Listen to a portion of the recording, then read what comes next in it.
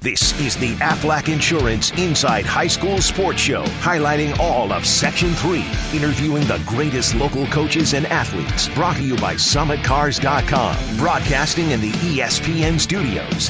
Here's your host, Mike Bristol, and Eagle Newspapers' Phil Blackwell. Nearly 12 months after they reclaimed the Section 3 Class AA title, the CNS Syracuse girls basketball team finally began its next chapter. Now coached by former JD coach Rob Seitchen, the North Stars opened its abbreviated 2021 season with a big 72-42 win over West Genesee Friday night and fully expected to build upon its championship run, led by the senior forward combination of Jessica Cook and Julie Rowe. So, Phil, let's talk about the Aflac Spotlight interview with CNS Syracuse players Jessica Cook and Julia Rowe. As you expect, CNS is going to be quite a handful this season. Cook is going to the University of Toledo next fall. He's passed 1,000 career points. He had 24 in her season opener last night against West Genesee. But the scary part about CNS is that this season, not just do they obviously have picked up a great coach with Rob Seitchen, they seem to have maybe even more depth than they had last season. What I noticed from last night's game with West Genesee was that they had 7 or 8 players contribute and hit 3-point shots. I mean, giving them a perimeter game they may have even lacked last season. Add the perimeter game to what Cook can provide in the double team she draws all the time, and it's a pretty scary combination, although I think Baldwinsville might be very well suited given the way they've started the season, but we'll talk about that in a little bit. Real quick, I got to touch on this again. We're going to kick things off with our SummitCars.com Spotlight interview with Phoenix Wrestling coach Gene Mills, along with 4 of his great athletes. And just to mention here, as looks like we had a little issue here in the beginning, Phoenix Wrestling team finally had its 2021 season. 14 months will have passed since the Firebirds last competed together. So we're going to talk to Gene Mills and the kids here in just a few minutes. And a quick little pointer. Gene, who was an assistant coach and also was an athlete under the great Ed Carlin, Syracuse University coach, 1965 to 97.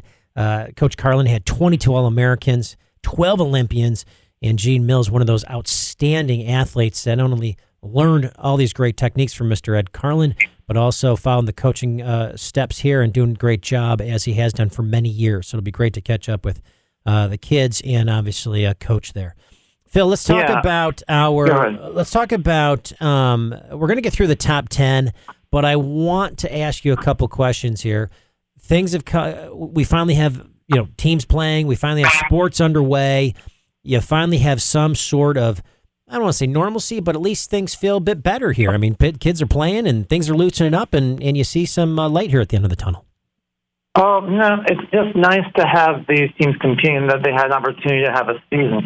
It was something we didn't know we'd even have 3 weeks ago. So everything in a way feels like it's a bonus. And already we've seen teams play up a couple of games each. In hockey, we've seen Skinny Atlas play 3 games already, in fact, and win them all, picking up right where they left off last season when they were an undefeated team heading to what seemed to another state championship before the Frozen Four got canceled. Imagine what could have happened. But just having these games has been a breath of fresh air in so many different ways in so many parts of the communities. And remember, not everyone's even started yet. Teams in other counties are finally starting to practice. You might start to see some games. I mean, all of it is refreshing. All right, well, let's get right into it. If you check out InsideHighSchoolSports.com, you can see Phil Blackwell's always produced and so sophisticatedly produced top 10. So as you mentioned last week, stunning news broke that the Skinny Isles football program was suddenly without its head coach, Joe Sindoni.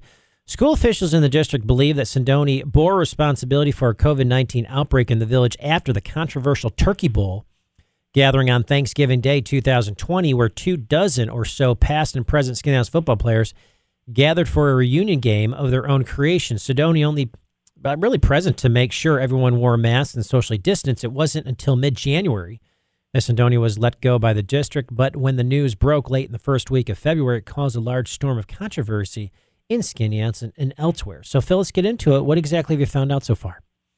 Well, we touched upon this a little bit in last week's program. What we found out further this week was that, there had been, I think, between the athletic department and the administration and Sindoni, some friction that had been building for a while that had nothing to do with the actual event. But the thing is, it might have been a tripwire, as it turned out, figuring it would probably have been easier to handle had they probably all come clean much earlier.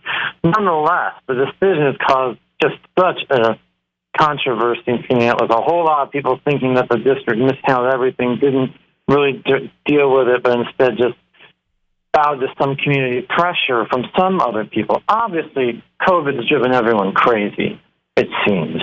Well, and as you kind of elaborating, I've heard very similar that there's a large group of players and parents and so forth that were disappointed. And then I've heard that there's a hearing that's taking place this week here at Onondaga County Superior Court. So talk about that. Yeah, I mean, this is where all these differences have started to emerge, the differences between Sindoni and perhaps the school district, the athletic department, things like that. A lot of potentially dirty laundry coming out, perhaps. But the thing that we have to remember is the difficult part is for all these football players who suddenly don't have a coach, they hope they can have one of the assistants hopefully be taking over, because they're supposed to start football on March 8th. Remember, it got pushed back a week when the winter season got pushed back, but still, we're only 3 weeks away from when football would start for Skinny Atlas. And as of now, they don't have a head coach. So it'll be hopefully they will by that point, and hopefully they can put some kind of season together. And it's just difficult for all involved.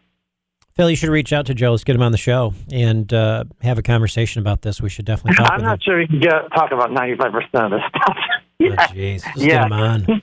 Who cares? Anyway. All right, well, let's on a brighter note and a happier note here, and as Phil and I seldomly talk about anything negative on the program, Tuesday night brought the first basketball games of the abbreviated 2012 season. After more than 11 months of waiting, the first two teams to take the court were boys and girls teams from Baldwinsville and Liverpool, replacing every starter, including J.J. Starling from last year's sectional finalists. The boys' Bees fell to the Warriors 68-45 as Jacob Works and Darrow Ash had 39 points between them for Liverpool. Moving the girls' game, it was close for a half, but Beeville, returning most of its starters from a team that got to the 2020 sectional finals, pulled away in the second half.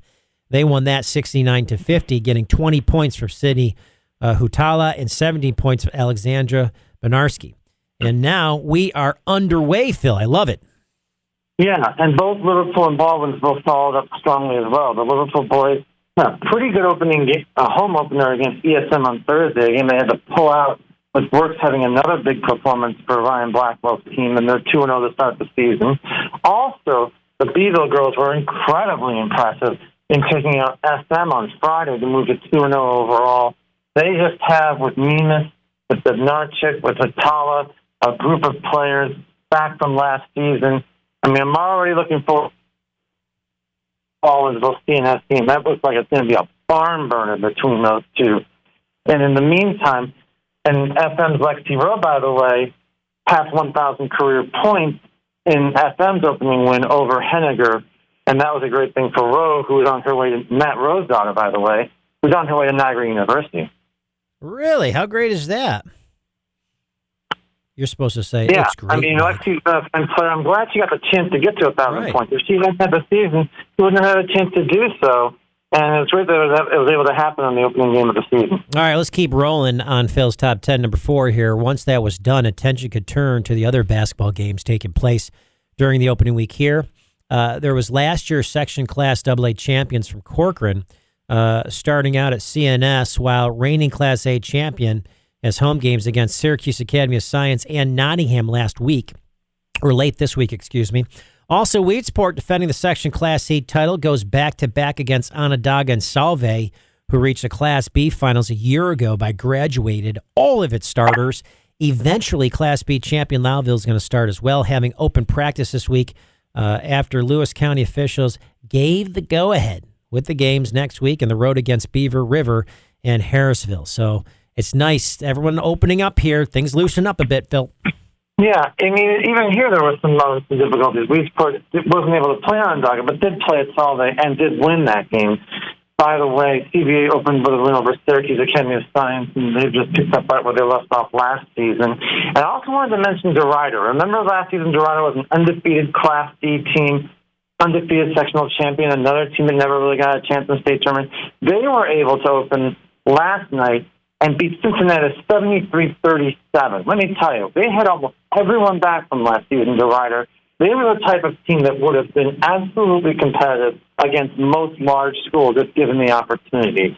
And it's good that Deriah was getting a chance to see what they could do this season because they're still pretty impressive. And by the way, CNS beat Corcoran in that opening game. It was Cal Martin's coaching debut, the former college coach who came over to coach the North Stars. That's right. But then West Genesee comes up and beats CNS last night. Remember, they lost Will and Mika, who went to Albany this year.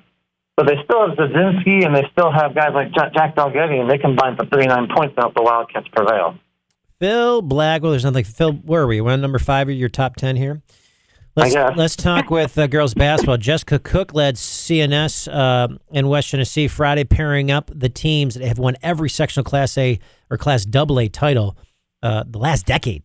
CBA, after dethroning JD for Class A honors a season ago, begins here, or actually began Wednesday night against Syracuse Academy of Science. But as of now, South Jeff, the two-time defending Class B champions, are only allowed to practice and might not even have a season. We'll have to keep following that story, which is still set up for the reigning Class C and D sectional champions from Cooperstown and Brookfield, neither of whom is taking the court as both schools opted out of high-risk winter sports, waiting for the spring and hopefully lower infection rates in the areas.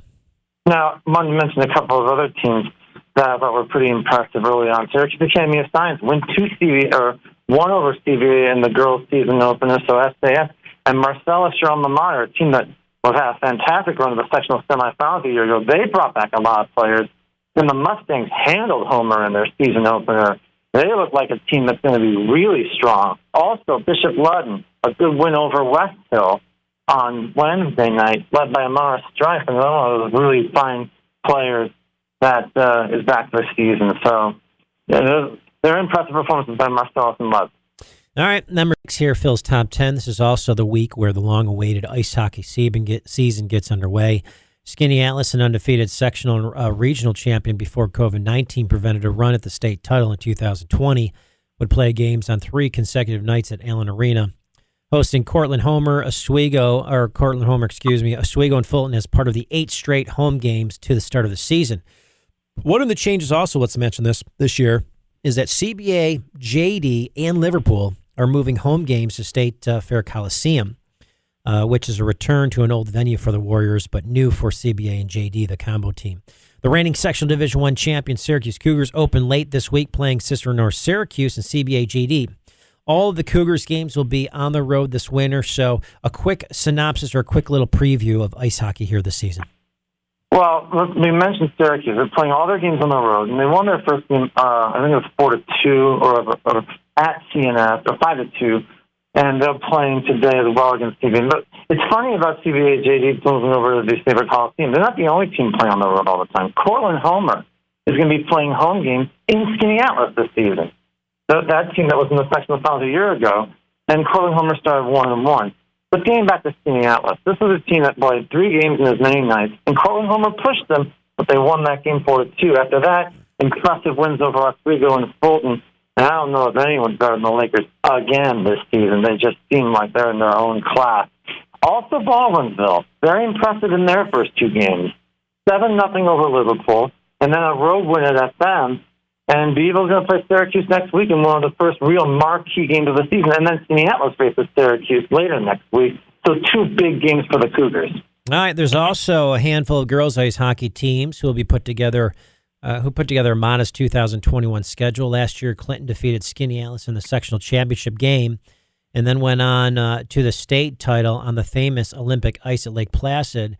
Now, even as its head coach, Nicole Rudy, sits out a season after the birth of her first child, the Warriors will head back on the ice for a couple of weeks of practice and then play its first game February 23rd against Oswego.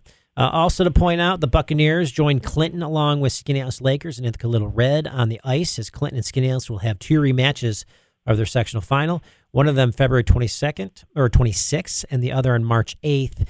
And that's what's going on a little bit in girls ice hockey. Well, again, it's great that they have the opportunity to have at least some kind of a season. You can see girls ice hockey slowly growing and developing, right. And not having a season this year would have threatened all that growth. So it's great that they have the opportunity to play. Even 6 games is more than they might have expected. All right. Number 8 on Phil's top 10 indoor track and field. The athletes continue to find success outside of Central New York as they compete in large-scale meets in other states. The latest example is Ohio last weekend at the Spire Scholastic Showcase, where CNS's Kate Putman finished fifth in the 800-meter run, but in doing so, she broke the 5-year-old sectional record of West Tennessee's Carly Benson by finishing a time of 2:14:44. Then Putman joined Tully's Brooke Robert, South Louis Lexi Barnard, and Camden's Elizabeth Lukanzen in their South Tully Running Club team that went the 4x800 relay in 9:22:06, which is the second fastest time in the country in that event this winter. How about those four? It's neat to see these indoor track athletes who've been forced to be kind of nomads this season. Meets in Ohio, races in Florida, races in New Jersey, other places. It's all leading, hopefully, to a spring season where everyone outdoors can almost have a sort of reunion of sorts, I hope. And so that we can have track and field, and not just the elite athletes, but the big squads and rosters who have missed the opportunity to have the season because of the closed college venues. And that's why we didn't have an indoor season here this year. It's too bad, but hopefully in the spring. All right, let's keep rolling. Meanwhile, the winter sports that have gone on since December work toward the end of their seasons. In boys swimming, it's Liverpool, JDCBA, and Fayetteville Manly. It's all sporting undefeated marks before any of the go head-to-head in the upcoming weeks here. Meanwhile, in bowling, the Oswego Bulls stepped up and handed Baldwinsville its first defeat of the season early in February. This after the Bees had claimed a second victory over its closest, Salt City Athletic Conference chaser, FM, the week before. At the same time, the Beeville girls maintained a perfect 11-0 mark and are closing in an undefeated season with only a few matches left. Yeah, Baldwinsville won a bunch of matches this week over the likes of Cortland and others. And the FM boys, we got to give them credit for having a fantastic season of their own. They're housed at Green Lakes, which is not the biggest facility. But I'll tell you, FM has put together a fantastic season with just, I think, only one defeat this year. They lost to Baldwinsville earlier this year, then they turned around and beat Beeville the second time. And remember, these are the kind of matches where they're each bowling out of their own houses. So FM, led by the likes of Adam Koch, has put together a fantastic season, their best one in a long while. All right, let's finish it up. Phil's top 10 here, number 10. And while most of Section 3 wrestling teams have decided to move its seasons to the spring, a few in the Onondaga High School League are staying with the winter schedule. Jordan Elbridge, Marcellus Onondaga, and Southern Hills, Tully Lafayette, Fabius Pompey are the only OHSL teams competing right now. Beaver River, Carthage, Cooperstown, Copenhagen, Eden River, Lowville, South Jefferson, and Watertown also wrestle. Most of them Frontier League squads. They go through weekly COVID tests and must have 10 practices before their meets. Likely 3-team meets. Each instances, we'll kind of see what happens. But then you got spring here coming up soon in baseball, lacrosse, and track. So a lot of good stuff ahead for us, Phil. Again, the common thread among the wrestlers that are competing right now, I think, is a lot of those schools are concerned that lacrosse and baseball would draw away wrestlers. And it shows, again, that they respect the fact that they're multi-sport athletes and don't want the conflict. Right. You just hope that this is the only time they ever have to worry about wrestling and baseball or wrestling and track being at the exact same time, and that next season there's much more of a flow and everyone is back to what passes for normal again. All right, well, on deck, we've got our SummitCars.com spotlight interview with Phoenix Wrestling coach Gene Mills, along with Holt Reed, Zach Green, Keaton Renfrew, and Braden Jolly all on the program, and we'll talk some Phoenix Wrestling. Phil looks like he had a quick problem there, so we'll be right back. ESPN Radio 97.7 and 100.1. This is the Aflac Insurance Inside High School Sports Show, brought to you by SummitCars.com. All right, here we are back on the great Gene Mills. Gene, how are you? I'm doing good. How about you? It's good to have you on. Same here. It's been a long time since you've been in studio and got your famous face, some pictures here, and holding up some sponsorship signs. So I appreciate taking a couple of minutes to be on the program. Oh, my pleasure. So Phil and I were talking, and before we, I guess, get into more of the gist of the interview, I had the pleasure of having dinner with the great Ed Carlin a couple of weeks ago. Oh, nice. Oh, yeah. So I tell you, I got a couple hours of some of the greatest stories, and I got 2 hours of being blessed with all the great knowledge and info that he gave me. So We talked a bit about you as well, and obviously coached 65 to 97, 275 wins, 22 All-Americans, 12 Olympians, but he bragged a lot about you. Well, he's like a second dad to me, He's awesome. Tell me about, obviously you wrestled for him, but then you go on to have your coaching career. I'm guessing you took a lot from him that helped you kind of be the coach you are today. I just guess one of the most important things was how to treat other people. He was just unbelievable with everybody. He was just so awesome to everybody. You had to love him. Yeah, yeah. I felt the same way having dinner with him. By the time Phoenix Wrestling Team here finally has its 2021 season, you got 14 months. You have passed since the Firebirds have competed together. Talk about that time has passed, and finally now you've got the green light. You got to be feeling good to some extent. And I'm going to be talking to your players here in a few minutes after I chat with you. Yeah, we're very excited. It's disheartening to think that we couldn't get the kids on the field this whole time, but I'm really excited that we're going to be, get them on the mat, and it's really exciting now to get them going. So, of the wrestlers we're going to be on the team in the winter, how many of them have already said they're sticking with it for the spring? Like, how's that going to go? Pretty much all of them, except I have one kid who was just a JV kid that his passion really is baseball. So I'm like, well, then do baseball. Yeah, right. No, it's good. No, it's good that and to have that. It's great having the 2 and 3 sport athletes, but you're right. If someone has a passion for something, then fine. When things get going, Gene, how many matches will do you think you'll have? Like, what will the season look like? Well, it looks like it's going to be 9 or 10 weeks, and with having that opportunity for 9 or 10 weeks, I haven't really thought about it. That would be, pretty much probably 8 weekends of competition. All right, so that's good. And, so we'll be able to get in quite a few matches and tournaments. Overall, when you look at wrestling in general, how do you feel the sport has been, and do you think things are as competitive as they've been, or how do you feel about the section? Well, our section has traditionally been very, very strong, and they take a lot of pride in being able to succeed like they do. So when you, no, go ahead. I'm sorry. No, I don't know. I'm excited just to see them all go. It's gonna be fun. Yeah, I know. Things underway finally. How would you describe your coaching philosophy, or how you coach the kids? You guys are competitive and such a legendary program, incredibly successful program. Talk about that success. Well, one of the things that I pretty much take a lot of pride in is that that I'm kind of like a Coach Carlin. I'm like a second dad to a lot of them. Yeah, that means a lot to me.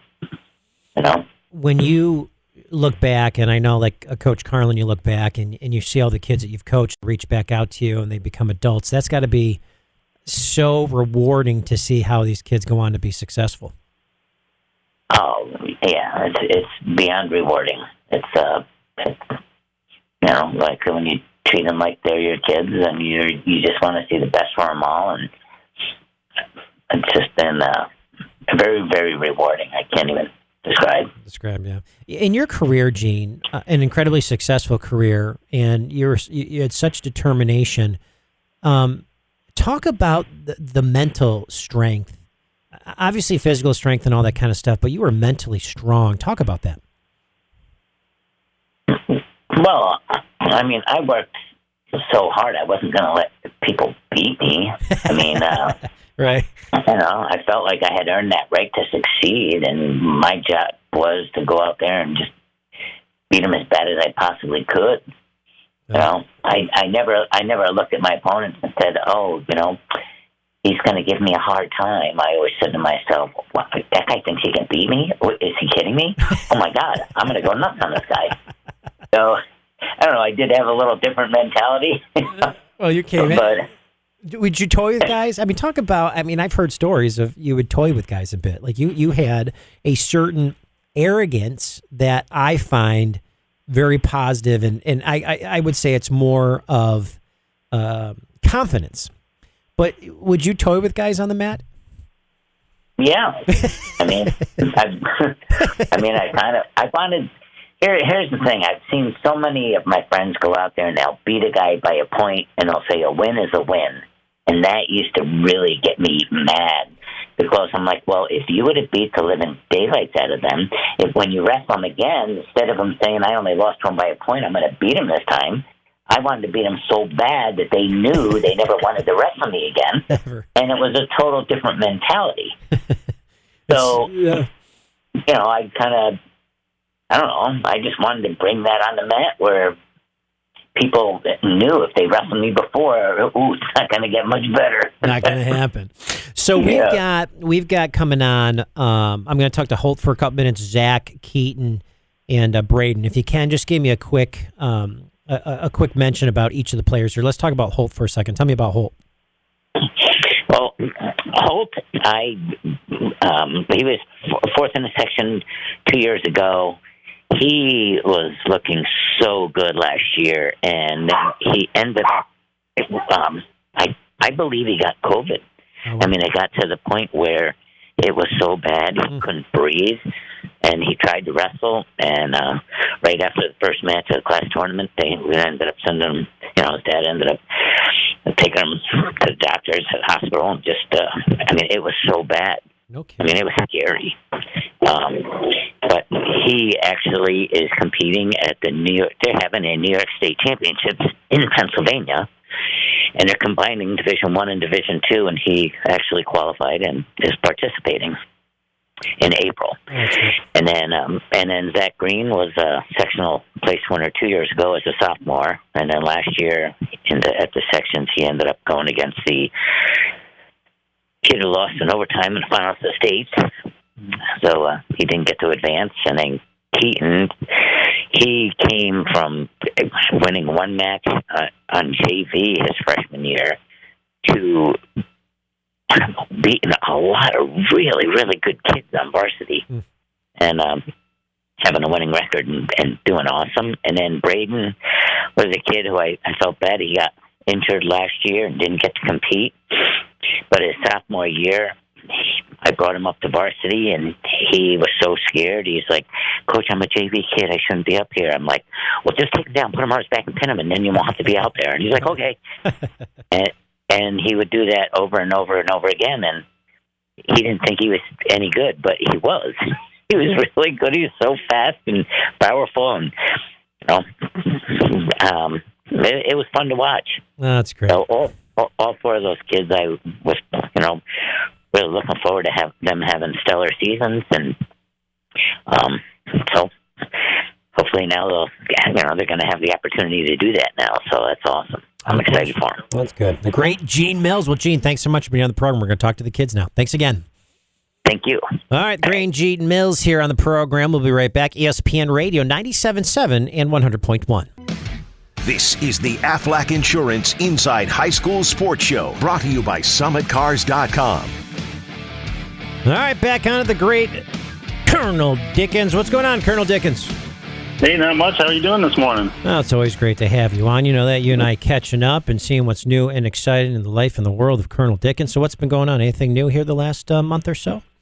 We're just trying to weather the storms here that we've had recently. So just getting back used to the winters up here in New York State. I know, right? Well, I wanted to ask you this, and we probably never got into this. But first of all, what was the reason you signed up for the Army all those years ago? Well, I'd come out of graduate school. I was staring down some pretty hefty loans, so I looked at the loan repayment program that the Army was offering out there, and it was an awesome benefit that they still provide out there. And then I was also looking at a little bit of adventure, get away from the New York State winters for a minute, and I was able to do that over the years. So that was one thing. I'm just kidding a little bit. No, I came back here. It's like 5 today. Yeah, No, but that and then service to country. And my grandfather had served in World War II, and he had always told us stories about his service, and I was very intrigued with that. I'd always been a student of history, and took it to the next level by joining myself. When did you decide you want to make it a career? I think the point that I really knew that it was going to be a career is I had become an officer after being enlisted. I was enlisted for 4 years, and I went through the officer candidate school, became an officer, and then at the time I pinned on captain. I was in about 7 years at that point. I was sure at that point that that's what I wanted to do the remaining time. Plus, they were throwing, at that time, they wanted to keep captains in the Army, so they offered me a pretty hefty bonus. I don't think they'll ever see that program again, but they offered a bonus for captains to stay in, and I already knew at that point that's what I was going to do, so it was an awesome benefit as well. You know, we have this... Go ahead, I'm sorry. Yeah. No, go ahead. No, and then I knew the medical benefits and all the things that I had enjoyed over the years, as well as other benefits, had certainly weighed on my decision to stay at that time. You know, we have kids, obviously not right now, but normally when things kind of open up, we have the athletes in studio and that kind of stuff, and you know, listening to the program, and some may be inclined to join, some might not be inclined to join. What is the primary message that you'd give kids? I think the youth today are looking for, something that's bigger than themselves. So I think this is a great avenue for them to explore that if they really want to be a part of a cause that gives back. This is definitely through service to the country. You can't do anything, I would think, better than that to contribute to your fellow citizens. So, and, I think you get long-term fulfillment out of that. I think, being a veteran is always a label I'm going to enjoy throughout the remainder of my life. So I think it offers a lot to give back to your fellow citizens. I thought about this too, but percentage-wise, what percentage nowadays recruits are female? Right now, in our area, we're saying it's about 17%, 15%, somewhere in there. 15, 17% are female. It's growing every year. I think over the last several decades, we're seeing more and more women that are joining up. So it's very interesting through, if you look at reserve service versus regular Army active service, the active component, we're seeing about 14% are female and 86% male, and then on the reserve side, it's a lot higher for female involvement. It's about 30% of what we're seeing here. Yeah. That's great. In particular, I guess, let's talk about some of the incentives new recruits can take full advantage of. I mean, the whole list of incentives. Oh, definitely. So one of the things I was just discussing this with a number of other commanders yesterday on a call that we had was the Partnership for Youth Success is an option where individuals can get interviews after they decide to transition out of the Army. If they are deciding to do just an initial commitment of like 4 years, 5 years, and then they decide they're going to transition out to the civilian world again, they get guaranteed interviews with our partners. We have corporations across the country that decide they want to look at veterans when they come out of service. So there's numerous corporations that sign on for that, and then these individuals get it in their contract when they sign up that they'll get an interview at least to look at what's available at that time. So that's one. Dental and medical coverage throughout your service. Your paid vacation, 30 days a year. You can't beat that. 2.5 days a month that you earn. And then, you can also get the blended retirement system they have now. It's a little bit of the legacy system that they used to have as far as a pension system is what I came in under. And then now they've changed that so that it has that pension part of it, and also has a contribution benefit, kind of a thrift savings plan benefit that's combined with the pension to make it more of a transferable benefit. So you gain certain, like a 401k, like I said, style benefit that you can carry some of those with you if you were to leave the service. Pretty incredible. Another thing I was thinking about is when there's different world events, whether it's some sort of conflict or whatever, and like what happened with World Trade Centers, Americans are motivated. They want to fix things. They want to help. Now you've got this COVID-19 pandemic and the vaccine effort. Are you seeing people more, wanting to help out and wanting to join and being able to be part of that effort to help the country? So I think, yes, definitely you see that sentiment out there. Individuals are, looking at world events and want to be a part of helping. You see, obviously our heroes out there in the healthcare professionals right now that are, they're, helping us through this process as we get through this next year. We've even seen small numbers of active duty, very small active duty soldiers involved in the COVID effort. I think I saw a story about 1,100 individuals out of Fort Carson going out to California to be a part of that. Healthcare professionals in their own right inside the service being called upon to help the civilian population. No one better than Colonel Dickens. I was just thinking about Bernsey leaving, Tina jumping in. You got another all-star. One all-star leaves and another all-star comes in to join you guys. It's got to be nice. Absolutely. I don't know. I've been blessed with these individuals being on the team. Many years of service from each of those individuals. Helping our battalion to be the best it can be right here in Syracuse. Army-Navy game, December. Big one. Oh, yes. I know that the Navy certainly is going to be trying to gain back some of those the wins they've had in the past. We've taken it 4 out of the last 5 years, and we'll hopefully get another one. And the Navy had it for quite a while there from 2002 to 2015. So they had like 14 straight years there. That was not something I'm going to tolerate here in the Army. We've got to get that back to our own streak. No question. Well, Colonel, great to talk with you. Always a pleasure having you on, and thank you for everything you do for our country. Well, you're certainly welcome. I appreciate it. Thank you for having me. Great. Colonel Dickens on the program. We'll be right back. ESPN Radio 97.7 and 100.1. This is the Aflac Insurance Inside High School Sports Show, brought to you by SummitCars.com. All right, we're going to catch up with Keaton Renfrew and a couple other guys on the wrestling program. Keaton, are you there, pal? Let's see. You there, bud? Keaton? Yeah. Hey, what's going on? Good to have you on the program. Yeah, good to be here. So let's talk about it real quick. You got to be excited to wrestling. Of course. All right, so what's the first thing you're going to do? You guys, you got the great Gene Mills. You've got your teammates. Visit What's been the best part for you so far here? Experience Probably just experiencing all these cool things and just going places. Like last year, we got to go to Nashville, Tennessee, to go to a tournament to wrestle. Wow. That's got to be incredible, being able to travel and do that kind of stuff. Obviously, things are a little bit different this year, but you just got to be happy that you're back and you're able to wrestle. So once COVID hit, what did you do in general to keep things in competitive shape without that many competitions on the docket here? Well, over the summer, I worked with Leroy Collins doing like Zoom workouts. That was fun. And then I was just working out at home. So a little combination of stuff, lifting weights or running. What was most of the stuff? Working on some of your moves. What were some of the things you're doing? A lot of weightlifting and just like, calisthenics, I guess. Perfect. Well, obviously great having you on. We're going to get Holt on here. I wanted to give you a minute or so just to kind of fire some things out. Tell me about the great Gene Mills being able to work with somebody like that.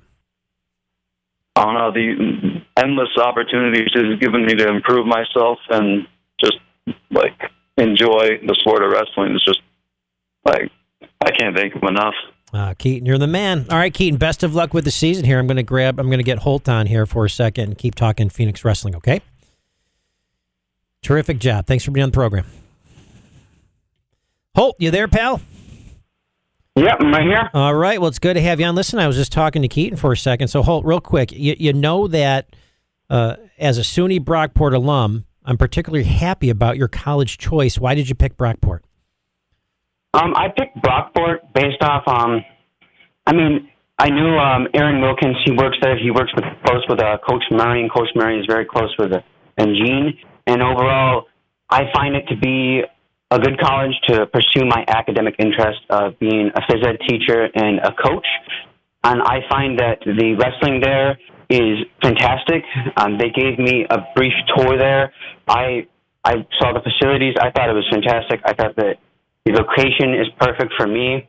I think I'm going to have a great time there. All right, talk about, again, the team and being able to compete and being together with the guys. You got to love it. Oh, my gosh. Being able to compete and be around my peers and my fellow seniors, it's a fantastic feeling to have someone that you can talk to about wrestling, talk about moves, talk about, possibly weight loss, weight gain, anything. Just be able to communicate with an individual that's going through the same thing that you are and be able to compete and having this great time enjoying wrestling. Overall, tell me about what you expect this year. This year, mainly the only thing that I see that's going to be different is your opponent's going to be wearing a mask and there's going to be less people watching you. That's it. You're going to go out there, you're going to get a mat, you're going to bump fists, whatever protocol it is, and you're going to wrestle as hard as you can. Me as a senior, I feel like I'm speaking for my peers and my classmates as serious wrestlers that we want to go with a bang. We want to go out as hard as you can. I'm grateful that they're giving us time to wrestle possible competition, so I'm going to work as hard as I can to improve myself and the time that I've been granted. Holt, you're the man, buddy. Phoenix Wrestling, the great Gene Mills, and you and Zach and Keaton and Braden all doing a terrific job. Looking forward, obviously, to seeing what you guys do this season. I'm glad you get to get out and compete, and you guys have just been successful year after year, and I'm very, very proud of you for choosing Brockport Golden Eagles. Good job there, pal. Thank you, sir. All right, we're going to take a break. We'll have a good one. We're going to take a break. We'll be right back. ESPN Radio 97.7 and 100.1. This is the Aflac Insurance Inside High School Sports Show, brought to you by SummitCars.com. All right, here we are back on the Inside High School Sports Show. Thanks for joining us so far. And Phil Blackwell always lining up terrific guests and producing all of the top 10 and the weekly awards. We got Jessica Cook and Julia Rowe on the program. Girls, welcome to the program. How are you? Jessica, how are you? I'm good. How are you guys? Good. Julia, how are you? Living the dream. How about you? Oh, you are living a dream, aren't you? I know that you guys get to be coached by the great Rob Seitchen. Tell me about that.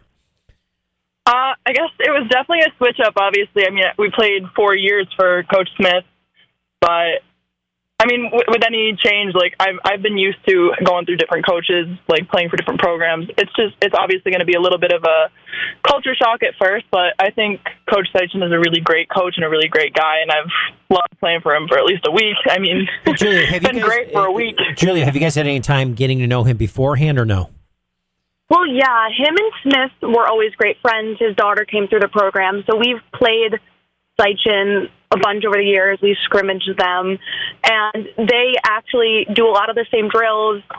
They've done a lot of the same plays. It's been a really nice and easy transition, which obviously we're thankful for. As Jess said, we were with Smith for so long that it's nice to have that easy transition. Well, we've got our Athletic Spotlight interview here. Sister North Syracuse players Jessica Cook and Julia Rowe.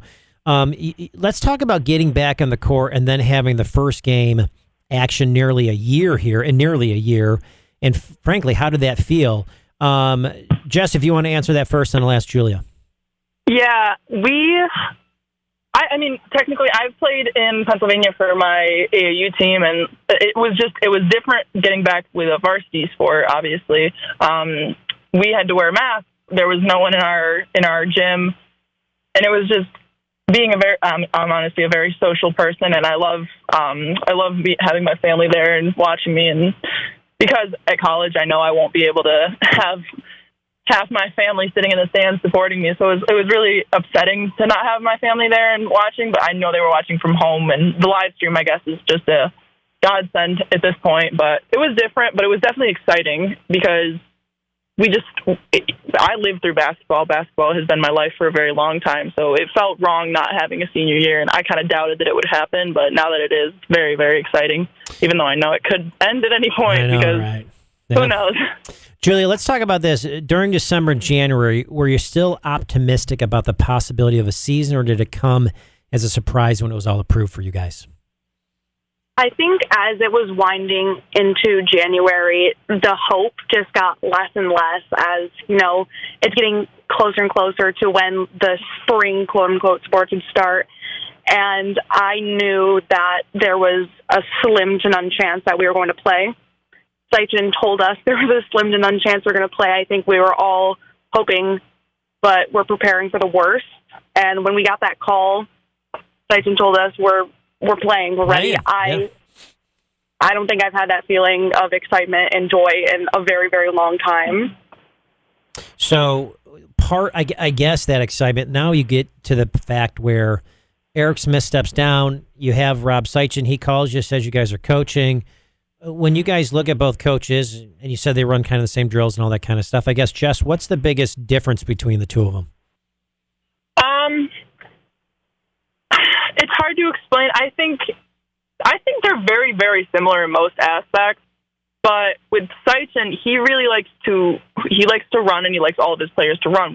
Our goal is to outplay and outrun in the first and second half, so that in the first and second quarter, and then by the third quarter, when we still have that energy and that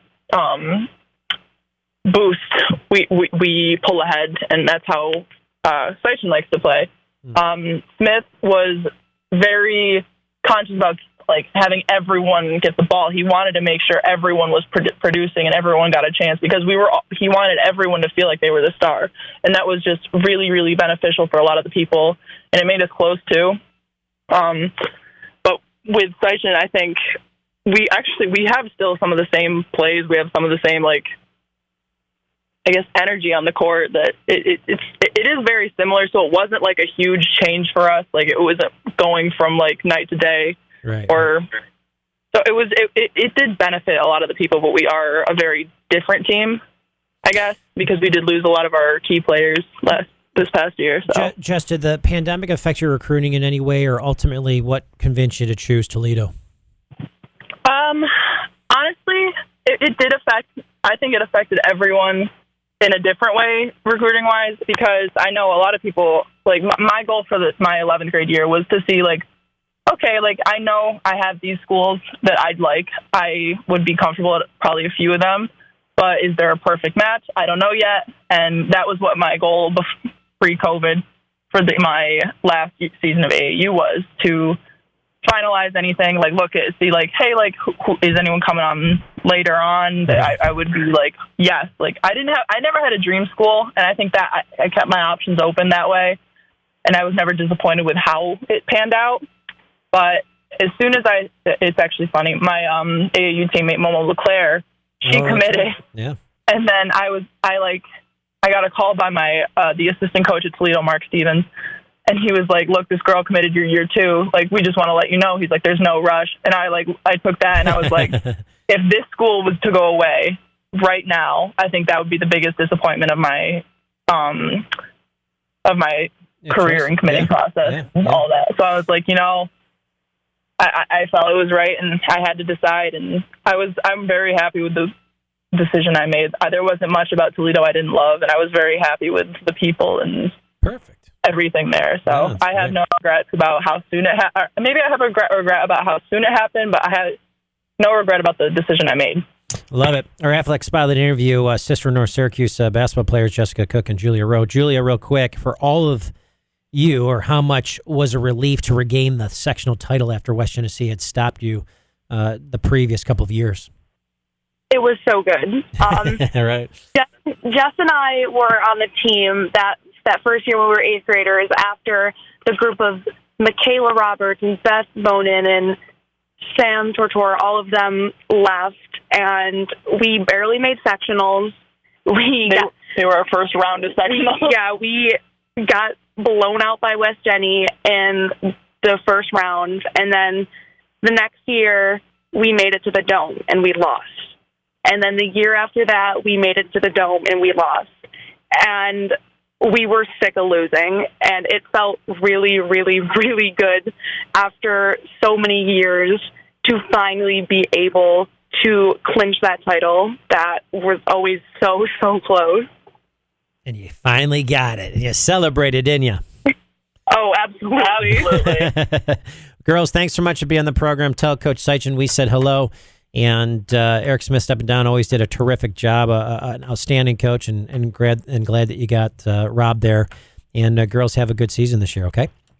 Thank you. Thank you so much. All right, great job. We'll be right back. ESPN. Actually, we're not. Syracuse Legends Show on deck.